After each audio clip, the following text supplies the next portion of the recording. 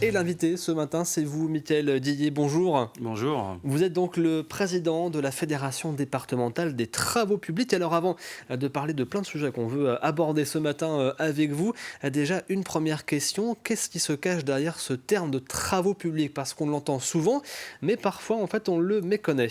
Exactement, le terme de travaux publics est très souvent utilisé, mais très mal connu. Quelques chiffres en Vendée, c'est 4000 personnes qui travaillent dans le domaine des travaux publics. On recrute régulièrement, on forme.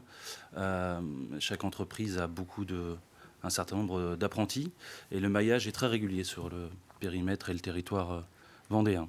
Donc on crée des routes, on aménage des rues, on aménage les alentours des écoles, des hôpitaux. Mais on fait plein de choses qui se voient nettement moins aussi, mais qui sont indispensables au quotidien des Vendéens. Lorsqu'ils ouvrent le robinet et que l'eau coule à la maison, c'est les métiers des travaux publics. On parle beaucoup d'Internet, c'est aussi les métiers des travaux publics qui permettent d'avoir cet accès à la Oui, maison et chez soi. l'aménagement en fait de tous les réseaux routiers, mais aussi les réseaux enfouis qu'on ne voit pas forcément, mais indispensables à la vie Exactement, quotidienne. exactement, c'est exactement ça. Alors, à l'occasion du Vendée Globe, vous avez signé avec la Fédération régionale et le Conseil départemental de la Vendée une charte pour des infrastructures décarbonées. Concrètement, c'est un engagement que vous prenez. Oui, exactement. Nos entreprises s'adaptent, évoluent, essayent de limiter leur empreinte carbone, essayent de rentrer dans un schéma plus vertueux.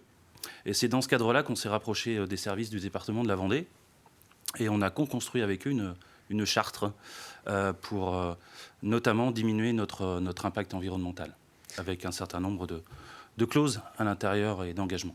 Concrètement, justement, pour diminuer l'impact, comment fait-on? Il y a des nouvelles technologies qui sont arrivées dans le secteur. On parlait de l'aménagement des routes, par exemple. Sur cette thématique, il y a des nouveaux types, je crois, d'enrobés qui sont moins impactants qu'ils ont pu l'être Bien, par le passé. bien sûr, bien sûr. C'est tout l'enjeu de cette charte rédigée avec le département. Je peux citer quelques exemples. On s'engage maintenant à utiliser des matériaux recyclés. Il faut savoir que maintenant, lorsqu'on détruit ou on démolit une route, on récupère les matériaux que l'on réincorpore dans la future route. Euh, dans les nouvelles routes, actuellement, vous avez à peu près 20% de quantités qui proviennent de la route qui a été démolie auparavant. Voilà, c'est un exemple parmi d'autres. Mais on peut aussi citer la récupération de béton que l'on reconcasse maintenant puis que l'on remet dans nos structures de chaussée.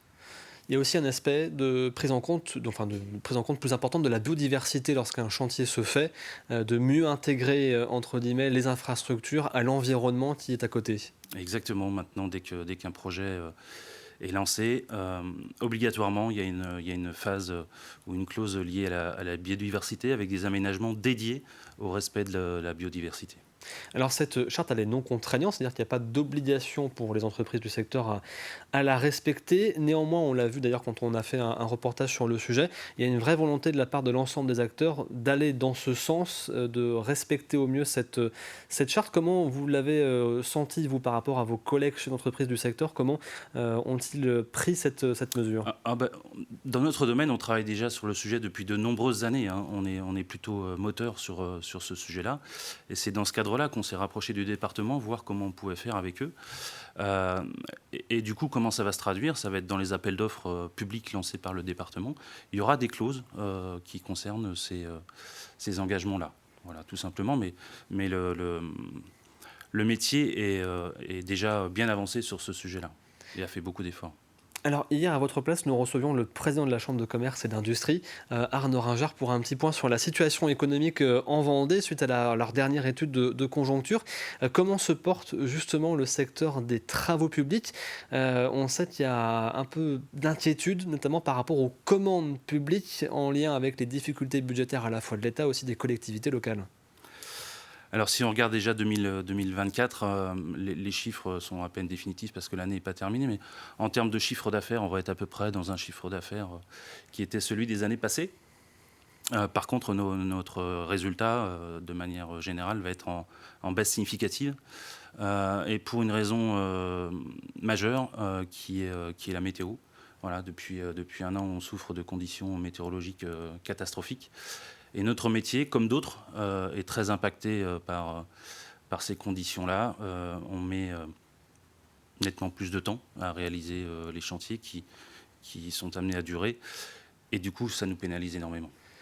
Il y a aussi une augmentation peut-être pardon, des coûts. On se souvient qu'il y avait eu une mobilisation en début d'année par rapport au GNR, donc au gazole non routier que vous utilisez, justement pour protester contre l'augmentation des coûts de ce type de produit qui est utilisé dans votre secteur.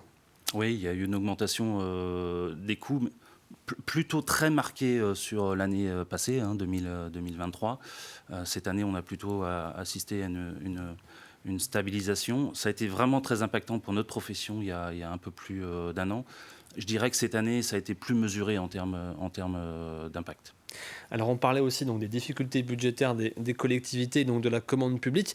Il y a en plus des élections locales qui arrivent en 2026 avec les municipales, puis 2028 avec les départementales et les régionales. On sait qu'à l'approche des élections, en général, les élus sont peut-être plus frileux de lancer différents chantiers et que ça rajoute aussi une difficulté pour vous.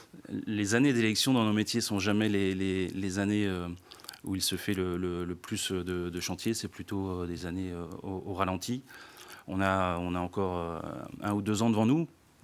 Ce qui nous préoccupe plutôt dans l'immédiat, c'est les décisions prises par le gouvernement qui vont augmenter la fiscalité et plutôt réduire aussi les investissements. On considère qu'on ne va pas du tout dans la bonne voie parce que des investissements, on en a besoin plus que jamais pour adapter nos infrastructures au changement climatique. On voit par exemple en Espagne ce qui s'est passé avec les inondations. Plus récemment en Vendée, on voit que parfois, lorsqu'il pleut beaucoup, on peut avoir des conséquences catastrophiques sur nos stations d'épuration et avoir des conséquences en mer pour nos ostréiculteurs qui ont dû stopper la vente des huîtres, par exemple, en début d'année. Alors merci beaucoup Mickaël Guy d'avoir été présent ce matin avec nous sur notre plateau. Je vous l'avais dit, ça passe très vite. À chaque fois, j'avais encore beaucoup de questions pour vous, mais on aura l'occasion, je suppose, d'en reparler. Président donc, de la Fédération départementale des travaux publics de la Vendée.